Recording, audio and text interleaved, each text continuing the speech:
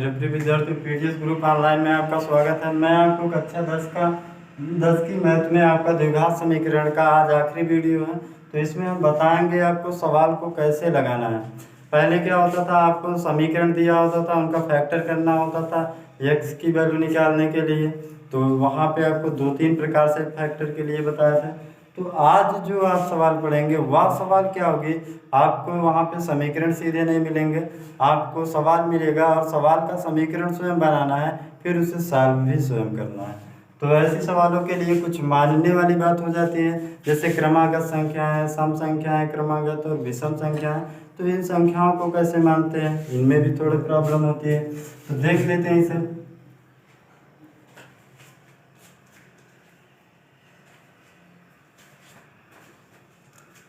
अगर क्रमागत संख्या की बात करेगा तो क्रमागत संख्याओं में क्या करेंगे, x+1, x+2, x+3 इस रूप में आप कुछ भी मान सकते हैं। यानी जितनी संख्याओं के विषय में कहेगा आप उतनी संख्याएं मान सकते हैं। जैसे यहाँ पहली संख्या है x, x+1, x+2, x+3। यहाँ ध्यान देंगे कि संख्याओं में क्या है, एक एक के क्रम में बढ़ता जा रहा है। जब एक एक के क्रम में बढ़ता जा रहा है तो ये आपका क्या होगा, क्रम से क्रमागत संख्याएं। अब अगर इसमें ध्यान देंगे सम संख्याएं क्या होंगी, क्रमागत सम संख्या। तो क्रमागत सम संख्या अगर मानना हो तो मानने के लिए यहाँ बिल्कुल सम संख्याओं को मान के चलते हैं। यहाँ पे x+2, अब 2 क्या होता है, हमारा सम होता है, तो x+2 मानेंगे। फिर इसके बाद क्या आएगा, 3 नहीं कर सकते क्योंकि 3 हमारा क्या है, विषम है, इसलिए x+4, x+6, x+8 के रूप में ऐसे डायरेक्ट कुछ भी मान सकते हैं। यानी कि यह आपका मानना आसान होगा। तो इसी प्रकार से आपको देख लेते हैं। और क्रमागत विषम संख्या,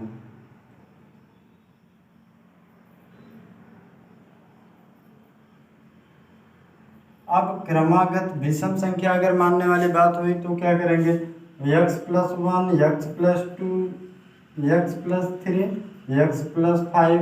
यानी कि अब जो जुड़ेंगे यहाँ पीछे वह क्या होंगे, विषम संख्याएं। तो इस प्रकार से मानते हैं। अब सवाल में कभी कहेगा 2 क्रमागत, 3 क्रमागत, सम संख्या या विषम संख्या, तो उसके हिसाब से आप वहाँ रखेंगे। तो इस पर भी सवाल आएंगे। तो यहाँ पर हम एक सवाल लिखे हैं, तो इसे लगाते हैं। जो क्रमागत ना कह के वैसे सवाल बनाने के लिए पूछ लेता है, मानने के लिए। सवालों को पढ़ने के बाद समझकर बनाएंगे उसे।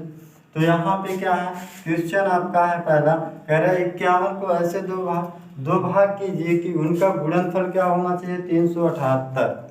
अब गुणनफल 378 होना चाहिए और 51 का 2 भाग।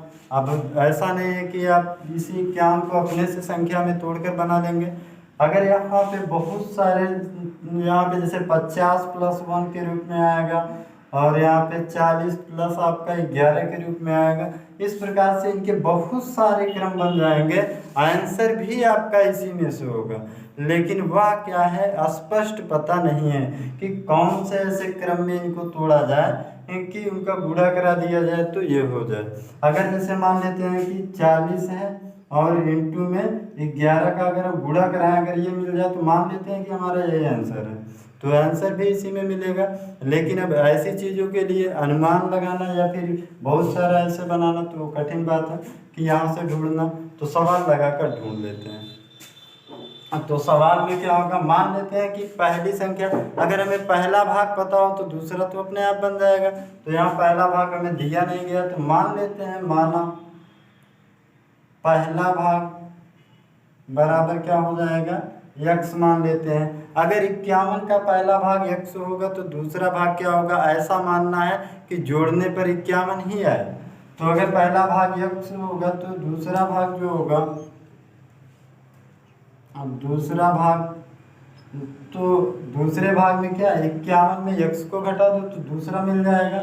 अगर हम इन दोनों को जोड़ने पर 51 आ जाता है तो समझ लीजिए कि मानना आपके लिए सही है। तो यहाँ पे x प्लस आपका 51 माइनस x, ये कटा 51 आ गया, यानी कहने का मतलब ये सही माना गया।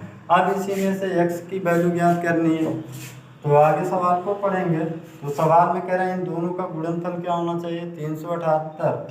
तो गुणा करा देते हैं x और ब्रैकेट में 51 माइनस एक्स बराबर क्या हो जाएगा 378। अब गुणा करा लेते हैं इसका, यहाँ पे गुणा कराएंगे तो 51x माइनस एक्स स्क्वायर बराबर 378।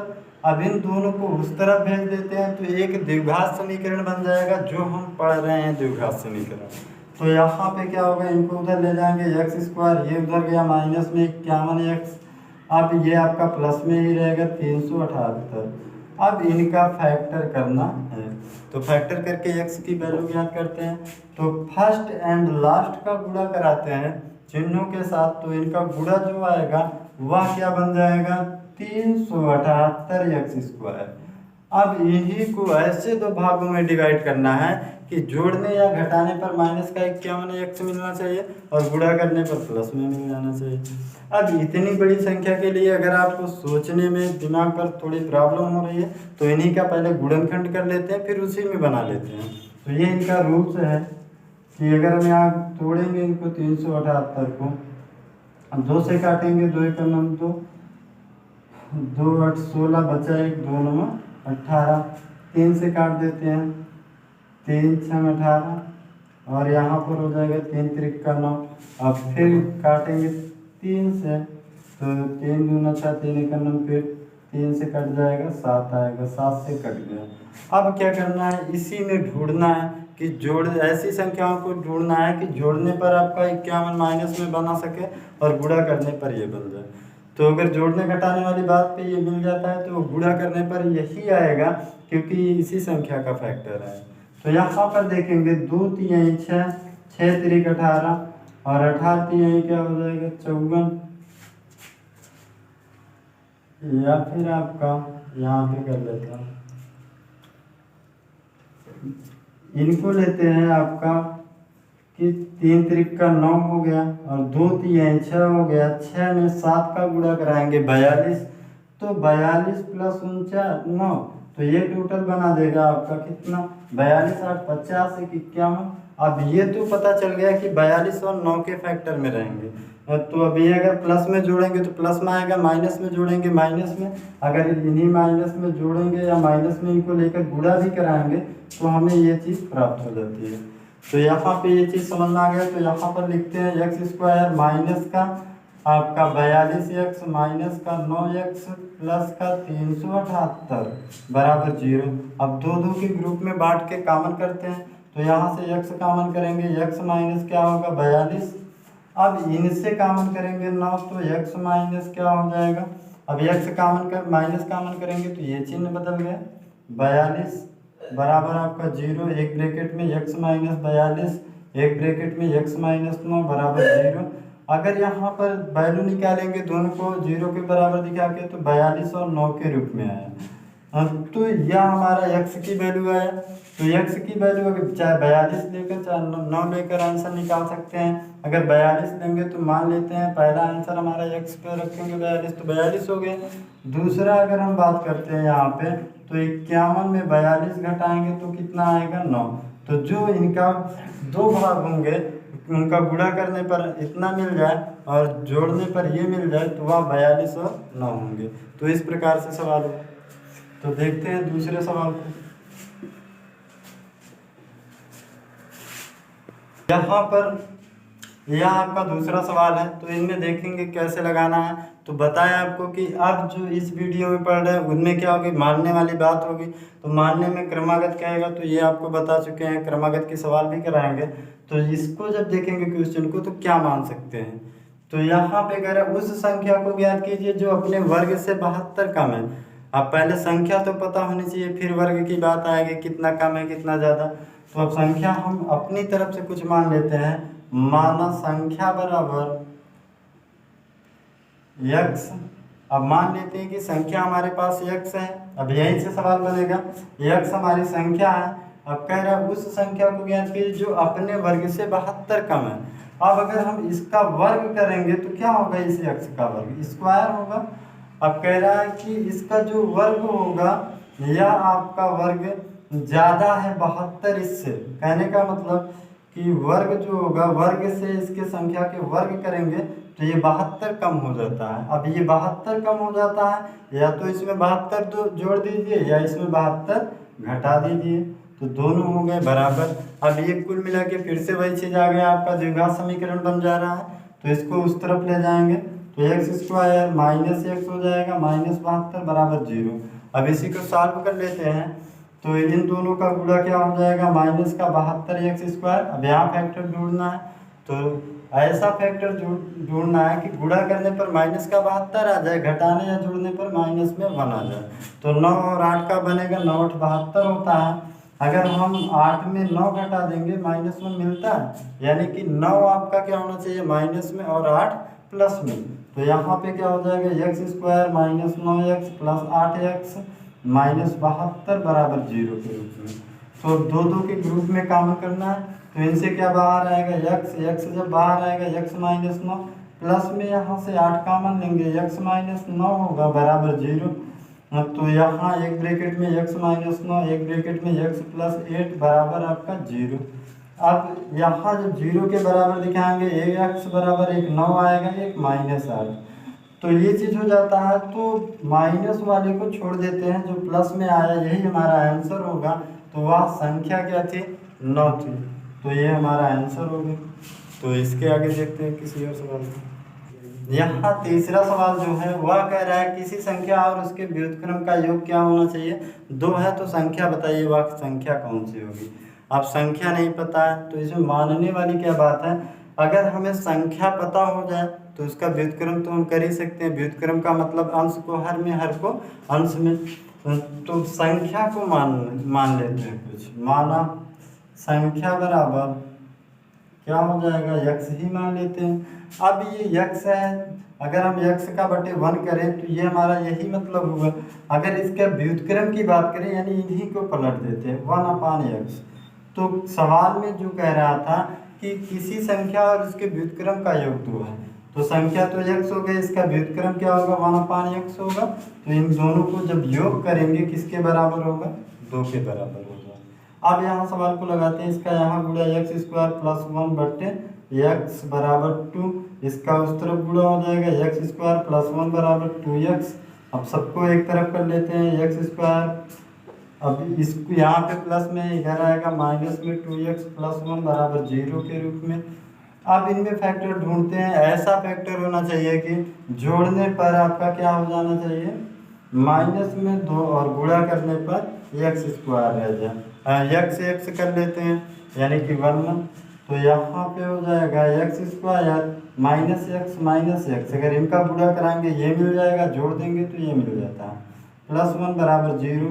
अब 2 के रूप में कॉमन करते हैं, x common, x -1 common, x -1 बराबर 0 के रूप में, x -1 और x -1 के रूप में बनेगा बराबर 0। यहाँ जब इनको 0 के बराबर दिखाया जाएगा तो x बराबर क्या प्राप्त होगा, 1। जब x की वैल्यू 1 आ गई तो आंसर क्या होगा, हमारा जो संख्या प्राप्त होगी वह क्या होगी, 1 होगी। तो इसलिए आंसर ये हो जाएगा। तो देखते हैं किसी और सवाल। यहाँ पर जो आपका चौथा क्वेश्चन है वह क्या कह रहा है, दो संख्याओं का योग 28 है, यदि एक संख्या दूसरी की 4/3 गुनी है तो संख्याएं ज्ञात कीजिए। अब यहाँ पे दो संख्याओं का योग कह रहा है 28 है। अब संख्या हमें पता नहीं है तो संख्याओं को मानना पड़ेगा। अगर हम पहली संख्या मान लेंगे तो दूसरी संख्या अपने आप बन जाएगी, क्योंकि दोनों का योग कह रहा है। तो यह सवाल आपका पिछले सवाल के जैसा है, कुछ एक सवाल बताया था पहला एग्जाम्पल। तो यहाँ पे क्या होगा, मान लेते हैं कि माना आपका पहली संख्या बराबर क्या हो जाएगा, x हो गया। अब पहली संख्या अगर x हो गई तो दूसरी संख्या का तो पता चल जाना है। तो दो संख्याओं का योग 28 है, अगर पहली x हो गई तो दूसरी क्या होगी, दूसरी संख्या बराबर 28 में अगर हम x घटा देते हैं तो दूसरी बन जाएगी। दोनों को जोड़ देंगे तो यह क्या हो जाएगा, 28 आना चाहिए, तो आएगा जोड़ने पर। तो यहाँ पे कह रहा है कि जो आपका एक संख्या दूसरी की 4/3 गुनी है, मान लेते हैं x है पहली संख्या, दूसरा 28 - x है। अब यह क्या है, इस संख्या से कितना ज़्यादा है जिसके साथ का या की है गुना की बात हो तो उसी के साथ गुणा कर दिया जाए। तो इसके साथ अगर हम गुणा कराएंगे तो ये हो गया। अब क्या करते हैं, इसका इस तरफ गुणा उसका उस तरफ गुणा, तो ये हो गया 3x बराबर 4 और ब्रैकेट में 28 माइनस x के रूप में। तो यहाँ पे क्या कर लेते हैं, यह आपका 3x बना रहेगा, इनका इधर गुणा करा देते हैं। तो 8 चौ 32 का 2 हासिल 3, 4 दूना 8, 8 3 11 माइनस का 4x, ये चीज़ हो जाएगा। अब ये माइनस में इसको इस तरफ लाते हैं, 3x प्लस में 4x बराबर 112, 4 3 7x बराबर 112, तो x बराबर 7x बराबर क्या मिला 112, x यहाँ पे 7 गुणे में उस तरफ गया बटे में, x बराबर 112 बटे 7, 7 से काटेंगे x बराबर तो 7 एकम 7 हो गया, बचा आपका 4 7 6 42, यानी x बराबर क्या प्राप्त हुआ हमें 16 प्राप्त होता है।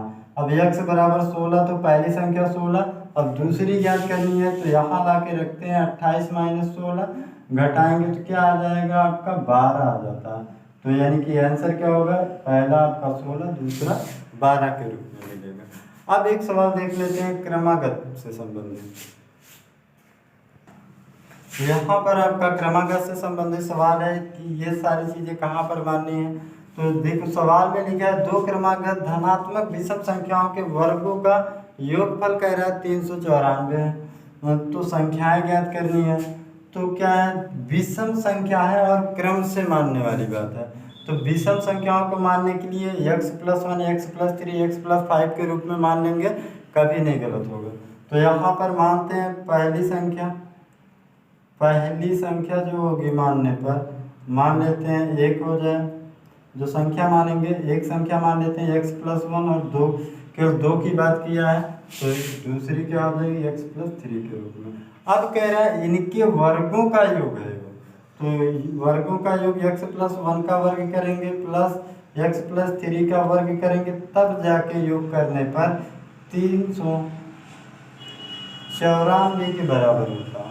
अब इसी को सॉल्व कर लेते हैं, तो यहाँ पे सॉल्व करेंगे x² + 2x + 1 plus x² plus यहाँ पे 9 6x + 9 बराबर आपका 394 के रूप में। अब इनको जोड़ देते हैं 2x² प्लस 8x प्लस 9 10 बराबर हो जाएगा 394। 10 को उधर ले जाकर घटाएंगे या फिर इसको इधर लाएंगे तो ये हो जाएगा 2x² प्लस 8x, जब यहाँ पर आएगा ये चीज 394 तो घट जाएगा 2x² प्लस 8x। अब 10 घटाएंगे तो माइनस में क्या बनेगा 384 बनेगा बराबर 0। अब यहाँ 2 से भाग भी हो जाएगा। अब 2 से भाग करते हैं पूरे में, तो 2 से भाग करेंगे x² प्लस 4x, जब यहाँ 2 से भाग देंगे 1 और 9 और 2, ये चीज़ हो जाएगा बराबर 0। अब पहले और आखिरी का गुणा करा लेते हैं, तो आएगा पहले आखिरी का गुणा माइनस में 192x²। अब 192 को तोड़ना है प्लस में 4 लाना है, तो यहाँ पे फैक्टर कर लेते हैं।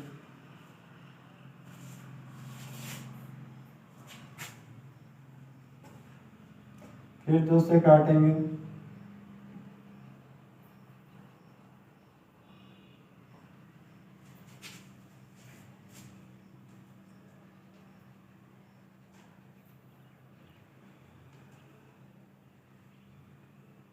तो इस प्रकार से बनेगा। अब इसी में ढूंढना है, तो इनमें कैसे ढूंढेंगे, तो यह आपका हो जाएगा 2 दूना 4 दूना 8 हो गया, और यहाँ पर हो जाएगा 2 3 6,